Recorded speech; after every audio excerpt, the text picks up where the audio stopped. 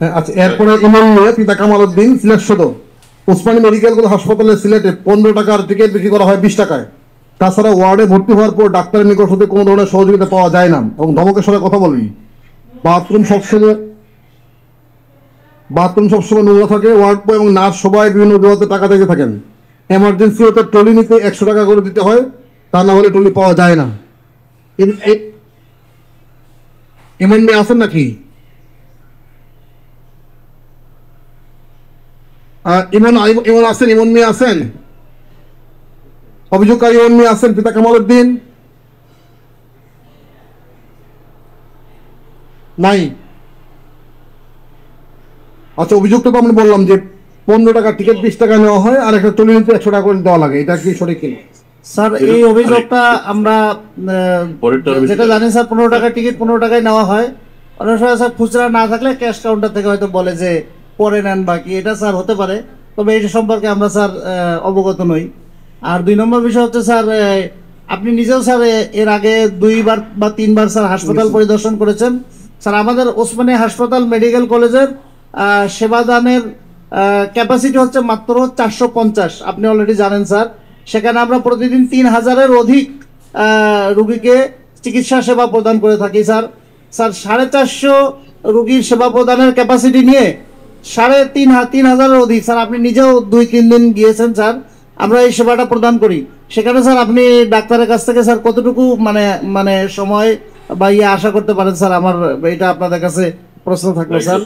আর sir, এখানে টাকা পয়সার লেনদেনের যে বিষয়টা, এই যে ট্রলি ঠেলে বা করে স্যার, এটা যদি কেউ দিয়ে থাকে স্যার, এটা আমার মনে হয় যে আজকের এই ফোরামের মাধ্যমে আমি নিষেধ করবো, আপনারা এটা দিবেন। তবুও একটু আমার অনুরোধ থাকবে, এই তদন্ত করে একটু ব্যবস্থা নেবেন, কারণ যাতে এটা না ঘটে আগে ট্রলির টাকা না নেয় বা টিকিটে 15 টাকা। অবশ্যই আমরা এটা স্যার, আমি একটু সাহায্য করি। মানে ডাক্তার সাহেবদের সাথে আমার খুব ঘনিষ্ঠ সম্পর্ক। এই অর্থে আমার স্ত্রী ডাক্তার, কাজেই ধরেন না যে আমি আপনাদের বিপক্ষের কেউ, আর কি একবারে পক্ষের লোক। তারপরেও এই অভিযোগগুলি কিন্তু সত্য, এই অভিযোগগুলি মিথ্যা না। যদি দিয়ে থাকে, এটা এই বলে কোনো কথা নাই। টাকা নিচ্ছে, তারা নিচ্ছে, এবং এই শাসনটা যদি আপনারা না করতে পারেন তাহলে এটা দুর্ভাগ্যজনক। এবং এটাও সত্য, আমি হাসপাতালের ক্যাপাসিটি কি জানি, কত পার্সেন্ট বেশি পেশেন্ট আছে সেটাও জানি, ওষুধ কতটুকু থাকে, ওষুধের বিরুদ্ধে অভিযোগ আসবে যে আপনি এই ওষুধ দিচ্ছেন না, এটা দিচ্ছেন না। আমি এটাও জানি যে আপনি সাপ্লাই পাচ্ছেন, আপনি দেবেন কোথেকে, এটাও সত্যি সত্য। কিন্তু মানে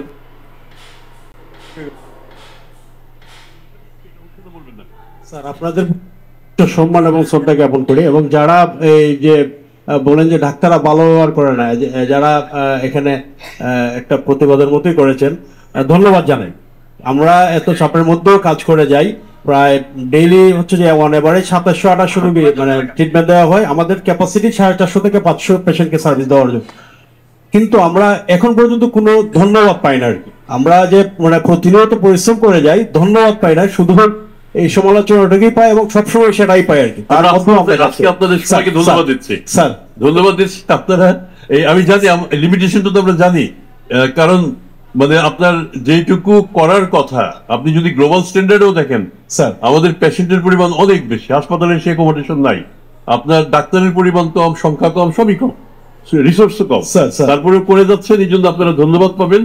কিন্তু অন্যায়টা যে করে যাবে তাকে তো মাফ করা যাবে কখনোই না স্যার। সুনির্দিষ্ট অভিযোগ পেলে স্যার আমরা মানে সাথে সাথে আমরা একসাথে। সুনির্দিষ্ট অভিযোগ কেন করতে হবে? আপনি তো আপনার চোখের সামনে দেখেন না কি হয় স্যার।